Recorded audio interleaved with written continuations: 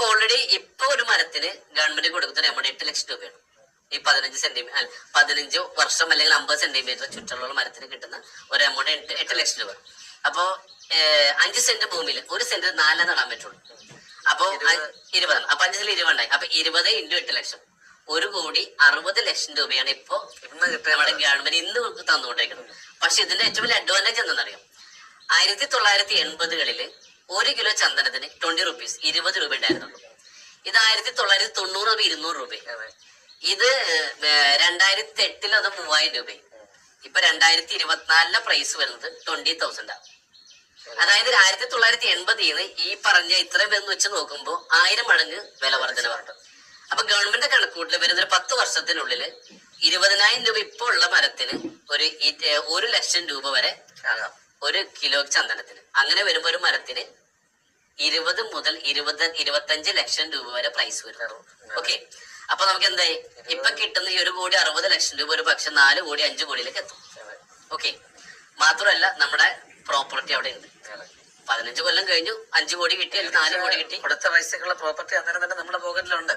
അതിൽ ഇതാണ് ഏറ്റവും വലിയ പ്രത്യേകത. അതായത് ക്യാപിറ്റൽ പ്രിസർവേഷൻ എന്ന് പറയുന്നത്. ഇന്നിവിടെ ഒരുപാട് ഇൻവെസ്റ്റ്മെന്റ് സ്കാമുകളൊക്കെ നടക്കുന്നുണ്ട്.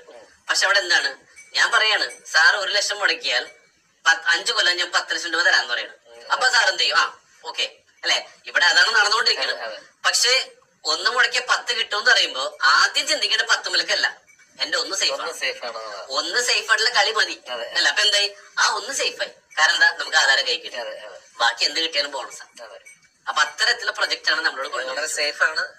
ഈ പറഞ്ഞതുപോലെ ക്യാപിറ്റൽ സേഫ് ആക്കിയുള്ള ഒരു കളി. അതെ അതെ. ഞങ്ങൾക്ക് മറ്റൊരു ആശയം കൊണ്ട് കൊണ്ടുവരുന്നത്, അതായത് ഇവിടെ നമുക്കറിയാം അമ്പലത്തിന്റെ മുമ്പിലുള്ള ആൽമരങ്ങളൊക്കെ അല്ലെ, ഒരുപാട് ഓക്സിജൻ കണ്ടന്റ് കൂടുതൽ വിഷയമാണ് ഈ പറഞ്ഞ ആൽമരം. ഇതിനേക്കാളും ഒരുപാട് ഔഷധ ഗുണമുള്ള സസ്യമാണ് ചന്ദനം. പണ്ട് ടിപ്പു സുൽത്താൻ രാജ്യം ഭരിക്കുമ്പോ രാജാക്കന്മാരുടെ കൊട്ടാരത്തിന്റെ വളപ്പിൽ മാത്രമേ നടാൻ പാടുള്ളൂ. അടിയാളന്മാരുടെ എവിടെയെങ്കിലും വന്നോ അത് മുറിച്ച് രാജാവിന് കൊടുത്തോളാം. അങ്ങനെയാണ് ഇന്നും തന്നെയാണ്. പക്ഷെ ഇന്ന് നമ്മുടെ നാട്ടിൽ വീട്ടിൽ വളർത്താം, അന്ന് അതും പാടില്ല. ഓക്കെ, അപ്പൊ ഇതില് ക്യാൻസർ പോലുള്ള ഒരുപാട് മാരകമായ അസുഖങ്ങളെ അതായത് നമുക്ക് എന്താ പറയാ എഫക്ട് ചെയ്യും. അതായത് വരാതിരിക്കാൻ വേണ്ടിയിട്ടുള്ള ഒരു നമ്മളെ പ്രതിരോധിക്കുന്ന ഒരു വൃക്ഷം കൂടിയിട്ടാണ് ചന്ദനം എന്ന് വെച്ചാൽ. പിന്നെ ത്വക്ക് രോഗങ്ങള്, അങ്ങനെ ഒരുപാട് അസുഖത്തിൽ നിന്ന് നമുക്ക് റിമൂവ് ചെയ്യാൻ പറ്റുന്ന ഒരു കാര്യം കൂടിയിട്ടാണ് ചന്ദനം.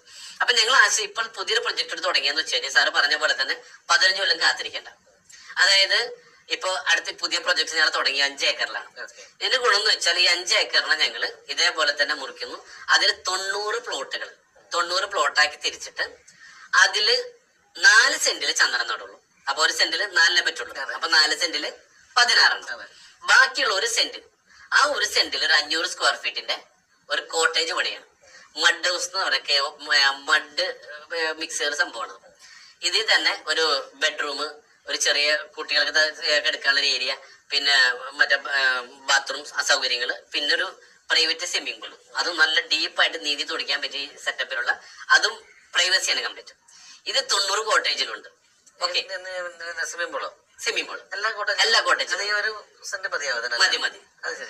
അപ്പൊ എല്ലാവരും കുറച്ച് തള്ളി നിൽക്കും പുറത്തേക്ക്. അപ്പൊ ഇതെല്ലാം ഇൻക്ലൂഡ് ചെയ്തുകൊണ്ടാണ് ഈ കോട്ടേജ്. അപ്പൊ അതിന്റെ ഗുണം എന്ന് വെച്ച് കഴിഞ്ഞാൽ ഇതിനെയൊക്കെ പേരിട്ടിരിക്കുന്നത് നമുക്ക് പാർക്കാൻ ചന്ദനത്തോപ്പുകൾ. സാറ് കേട്ടണം, നമുക്ക് പാർക്കാൻ മുന്തിരിത്തോപ്പ് കേട്ടണം, പക്ഷെ നമുക്ക് പാർക്കാൻ ചന്ദനത്തോപ്പ്. പുതിയൊരു ആശയമാണ്. അപ്പൊ എന്താ ഗുണം എന്ന് വെച്ചാൽ ഇവിടെ 90 കോട്ടേജും 1460 ചന്ദന മരങ്ങൾക്കിടയിൽ താമസിക്കുമ്പോ ഇത് ഒരുപാട് മൈൻഡിന് പ്ലഷർ കിട്ടുന്ന ഒന്നാണ്.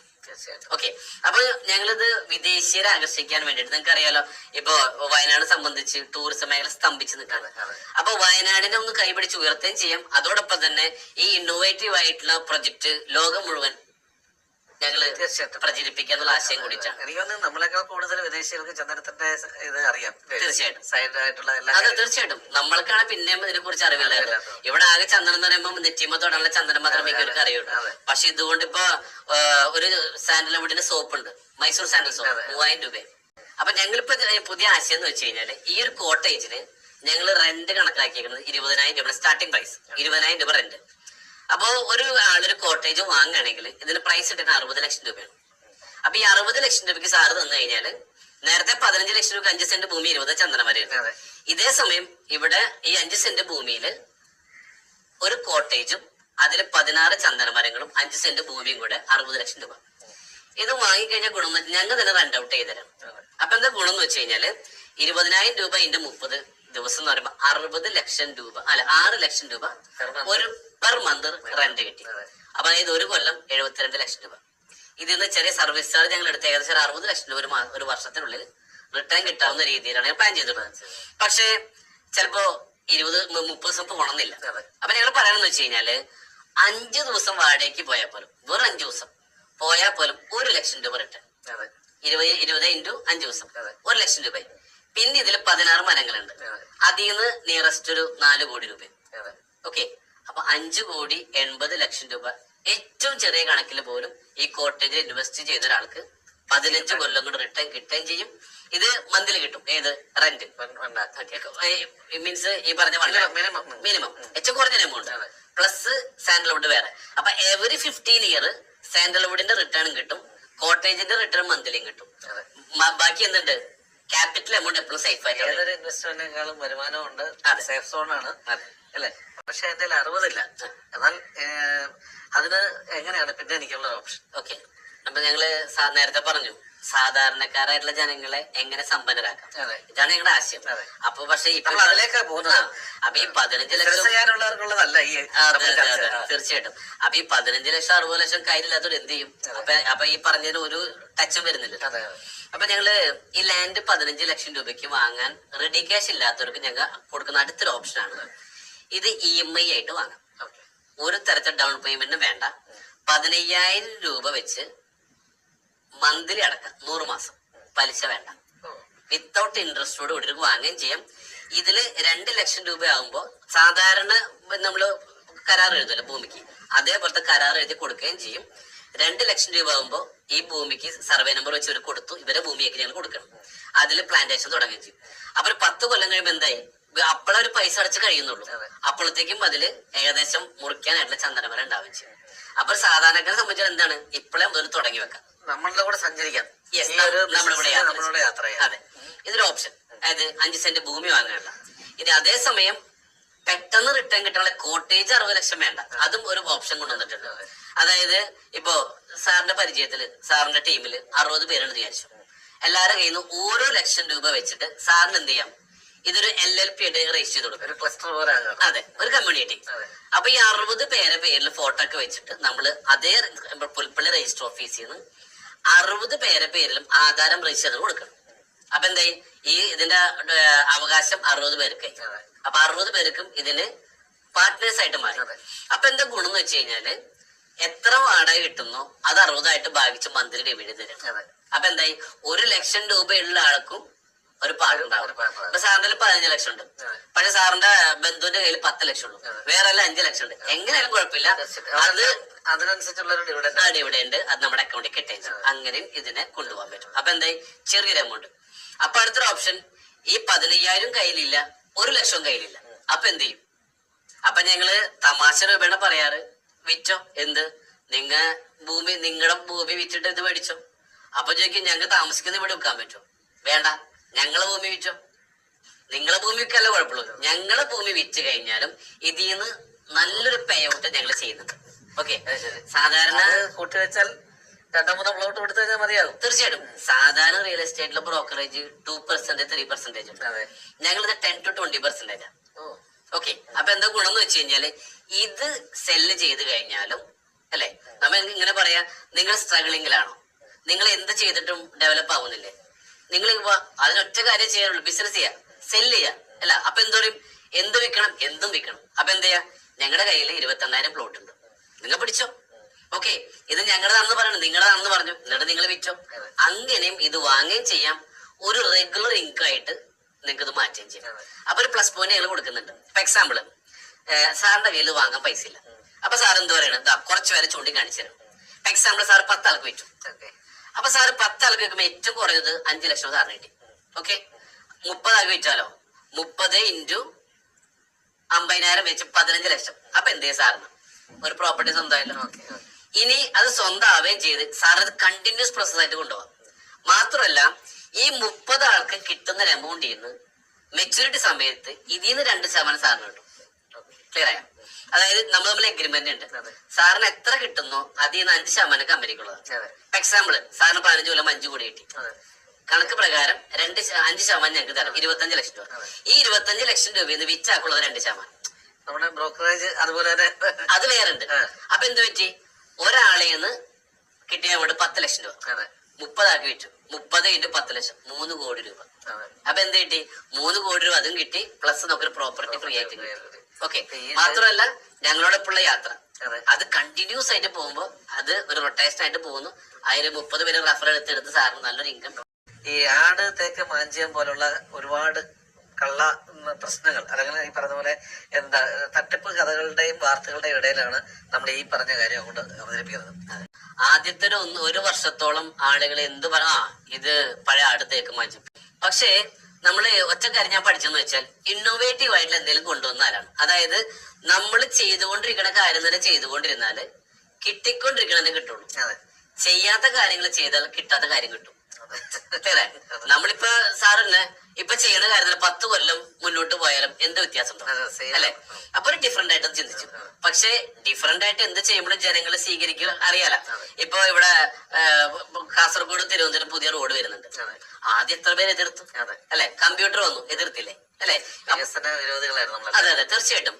ഇപ്പൊ കഴിഞ്ഞ ജോയി ആലുക്കാസ് പറഞ്ഞു, ജോയി ആലുക്കാസിന് 120 ജ്വല്ലറി ഉണ്ട് ഇന്ത്യയിൽ. പക്ഷെ 20 തന്നെ കേരളത്തിലുണ്ട്. 20 താഴെയുള്ളൂ, ബാക്കിയൊക്കെ കേരളത്തിന് പുറത്താ. അപ്പൊ അദ്ദേഹം പറഞ്ഞു വെച്ചാൽ കേരളത്തിലെ ഒരു വ്യവസായം ചെയ്തിട്ട് മുന്നോട്ട് പോകാൻ നിസ്സാരമല്ല. ഇപ്പൊ ലുലു യൂസഫലിക്ക എവിടെന്നാ തുടങ്ങി? ദുബായിന്ന്. എന്നിട്ടാണ് ഇവിടെ വന്നത്. ഇവിടെ നിന്നല്ല. നോക്കിയ കേരളത്തിൽ നിന്ന്, അതും ഇത്ര ഈ ആട് തേക്കും മാഞ്ചൊക്കെ നിൽക്കുമ്പോ സാധനം തുടങ്ങി ഇവിടെ വരെ എത്തിക്കാവുന്ന നിസ്സാര കാര്യമാണ്. കല്ലേറിന്റെ അങ്ങേറ്റം അനുഭവിച്ചിട്ടുണ്ട്. പക്ഷെ എന്താണ് സത്യം ജനങ്ങൾ തിരിച്ചറിയും. അപ്പൊ അതുകൊണ്ട് തന്നെ ഇത് സെൻട്രൽ ഗവൺമെന്റ് ശ്രദ്ധയപ്പെട്ടു. അങ്ങനെയാണ് കഴിഞ്ഞ ഒരു 2-3 മാസങ്ങൾക്ക് മുമ്പ് ക്യാബിനറ്റ് മിനിസ്റ്റർ ചിരാഗ് പാസ്വാന്റെ കയ്യിൽ നിന്ന്, അദ്ദേഹത്തിന്റെ കയ്യിൽ നിന്ന് ഒരു അംഗീകാരം കൂടെ ഞങ്ങൾ കിട്ടിയെന്നുള്ളതാണ്. അല്ല, അത് മാത്രമല്ലോ, ഓരോ സംസ്ഥാനത്തും ഒരു ഇൻഡസ്ട്രിയൽ കമ്മീഷണറെ നിയമിച്ചിട്ടുണ്ട്. അതെ, അങ്ങേ അതിലേക്ക് നോമിനേറ്റ് ചെയ്യാന്നാണ് ഞാൻ അറിഞ്ഞത്. തീർച്ചയായിട്ടും അതിന്റെ ഭാഗമായിക്കൊണ്ട് തന്നെയാണ് 29 സംസ്ഥാനങ്ങളിലേക്കും 29 ട്രേഡ് കമ്മീഷണർ പോസ്റ്റ് ചെയ്യുന്നുണ്ട്. അതിലേക്ക് കേരളത്തിന്റെ ഒരു ട്രേഡ് കമ്മീഷണർ ആയിട്ട്. അപ്പൊ അതിന്റെ ഗുണം എന്ന് വെച്ച് കഴിഞ്ഞാല് ഇത് ഒരുപാട് ജനങ്ങളിലേക്ക് അവതരിപ്പിക്കാനും, അത് മാത്രമല്ല 29 സംസ്ഥാനങ്ങളിലേക്ക് സെൻട്രൽ ഗവൺമെന്റ് സഹായത്തോടെ വിൽക്കാൻ പറ്റും. പോസ്റ്റ് കിട്ടിയതിന്റെ പേരിൽ മാത്രമല്ല, സെൻട്രൽ ഗവൺമെന്റ് ഇവിടെ ചെറുകിട കച്ചവടക്കാർക്ക് വേണ്ടിയിട്ട് 28,000 കോടി രൂപ പാസ്സാക്കിയിട്ടുണ്ട്. അപ്പൊ ഇത് കേരളത്തിലെ ജനങ്ങൾക്ക് എത്ര കൊടുക്കാൻ പറ്റും? ഇവിടെ അങ്ങനെ ഇത് കിട്ടുന്നുണ്ടോ? ഈ പറയുന്ന ലോണുകളൊക്കെ ബാങ്കുകളിൽ ചെന്നാൽ ഇപ്പം മുദ്ര പോലുള്ള ലോൺ നമ്മൾ കേട്ടിട്ടുണ്ട്. 10 ലക്ഷം രൂപ വരെ ഒരു കൊളാറ്ററലും വേണ്ട യുവജനങ്ങൾക്ക് വേണ്ടി. പക്ഷേ നേരത്തെ ആ മുദ്രയെ കുറിച്ച് ഞാൻ പഠിച്ചപ്പോൾ 2-3 പേർക്ക് ക്ലസ്റ്റർ ആക്കി 30 ലക്ഷം രൂപ വരെയൊക്കെ നേടാൻ പറ്റും അല്ലേ? അപ്പൊ അത്തരം ലോണുകൾ കൊടുക്കുന്നതിൽ ഈ പറയുന്ന കമ്മീഷണർക്ക് എന്ത് ചെയ്യാൻ പറ്റും? അതായത് ചെറുകിട ഈ കച്ചവടക്കാരെ കണ്ടുപിടിച്ചിട്ട് അവർക്ക് സൂട്ടായിട്ടുള്ളതാണെന്ന് നോക്കിയിട്ട്. കാരണം ഒരു ബിസിനസ്സുകാരനെ മറ്റൊരു ബിസിനസ്സുകാരനെ തിരിച്ചറിയാൻ പറ്റുള്ളൂ. മനസ്സിലായി? അതുകൊണ്ടാണ് 25 വർഷത്തെ എക്സ്പീരിയൻസ് നോക്കിയിട്ടാണ് ഫേമസ് ആയിട്ടുള്ള ആളുകൾക്ക് ഇതിനുവേണ്ടി അപ്ലൈ ചെയ്തു. പക്ഷെ അവർക്ക് കൊടുക്കാതിരുന്ന കാരണം ബിസിനസ് ചെയ്ത് തഴക്കവും പഴക്കവും വന്ന ഒരാൾക്ക് മാത്രമേ ഇതിലേക്ക് ഇറങ്ങി ചെല്ലാൻ പറ്റുള്ളൂ എന്ന ഒറ്റ നോട്ടത്തിലാണ് കൺസിഡർ ചെയ്യുന്നത്. സ്ട്രക്ചർ നോക്കിയിട്ട് ആളുകൾക്ക് ഇത് കൊടുക്കാം. എന്നിട്ടത് ബാങ്ക് മാനേജേഴ്സ് ഇതിനെ വലിയ രീതിയിൽ പ്രൊമോട്ട് ചെയ്യുന്നില്ല. കാരണം എന്ന് വെച്ചാല് അൺസെക്യൂർഡ് ലോൺ ആരും തിരിച്ചടക്കില്ല. ഈ അൺസെക്യൂർഡ് ലോൺ പ്രൊവൈഡ് ചെയ്യുക, അത് ആപ്റ്റ് ആയിട്ട് ആളുകൾക്ക് എത്തിക്കാം. സെൻട്രൽ അക്കൗണ്ട് പുതിയ വിങ് ആയിട്ട് പേടപ്പള്ളിയിലാണ് ഹെഡ് ഓഫീസ് വരുന്നത്. അപ്പൊ അവിടെ ഒരു 7,000 സ്ക്വയർ ഫീറ്റ് ഓഫീസ്. അപ്പൊ അവിടെ ഒരു വലിയ ടീമിനെ ബിൽഡ് ചെയ്തുകൊണ്ടാണ് നടപ്പിലാക്കാൻ വേണ്ടി. Very good. പ്രദേശം നേരത്തെ വയനാട്ടിലാണ് അല്ലേ? വയനാട് വരെ ഒന്ന് പോയാലോ? തീർച്ചയായിട്ടും. എവറി ഫ്രൈഡേ ഇവിടുന്ന് രാത്രി 10 മണിക്ക് ഞങ്ങളുടെ തന്നെ ബസ് ഉണ്ട്. പ്രൈവറ്റ് ബസ്സിൽ കയറി ഞങ്ങൾ കൊണ്ടുപോകും. അവിടെ രാവിലെ ചെല്ലുന്നു, ഫ്രഷപ്പ് ആവുന്നു. ഞങ്ങളുടെ എല്ലാം കാണാൻ സമയം കിട്ടൂല. ഒരു 5-6 പ്രോപ്പർട്ടി കാണിച്ചു തരും. അല്ലെങ്കിൽ എത്ര കാണാട്ടോ. അതെല്ലാം കണ്ട് ഉച്ചയ്ക്ക് ലഞ്ച് കഴിച്ചിട്ട് പിന്നെ ഒരു 3 to 5 2 മണിക്കൂർ ഇതിനെക്കുറിച്ചൊരു അവയർനെസ്, ചോദ്യം, ഒരുപാട് സംശയങ്ങളുണ്ടാവും. ഈ സംശയങ്ങളൊക്കെ ക്ലിയർ ചെയ്തിട്ട് 5 മണിക്ക് തിരിച്ചിങ്ങോട്ട് പോരുന്നു. തിരിച്ച് ഒരു 12 മണിയാകുമ്പോ തിരിച്ച് നമ്മൾ അപ്പൊ ഒരു ദിവസത്തെ ഒരു യാത്ര കൊണ്ട് കണ്ട് ഇഷ്ടപ്പെട്ടെങ്കിൽ വാങ്ങാം, ഇല്ലെങ്കിൽ ബൈ. വേറെ എക്സ്പെൻസ് ഒന്നും കയ്യിൽ നിന്ന് പോണില്ല. അപ്പൊ ഇതും കൂടെ ഞങ്ങള് കണ്ട് ഇഷ്ടപ്പെട്ട് ബോധ്യപ്പെട്ട് വാങ്ങിയാൽ മതി. നാളെ പറയരുത് ഞാൻ കണ്ടിട്ടുണ്ടായിരുന്നില്ല എന്ന് പറയരുത്. എന്തായാലും എല്ലാ വിധത്തിലുള്ള ആശംസകൾ. കേരളത്തിന്റെ ഒരു വലിയ വ്യാവസായിക വിപ്ലവം നടത്താൻ കഴിയട്ടെ എന്ന് ആശംസിക്കുന്നു. ഒപ്പം അടുത്ത ബസ്സിന്റെ സമയമായി ആ ബെല്ലടി കേൾക്കുന്നുണ്ട്. ആ ബസ്സിൽ കയറാനായിട്ട് സീറ്റ് ബുക്ക് ചെയ്തോളൂ. തീർച്ചയായിട്ടും. Okay, always welcome.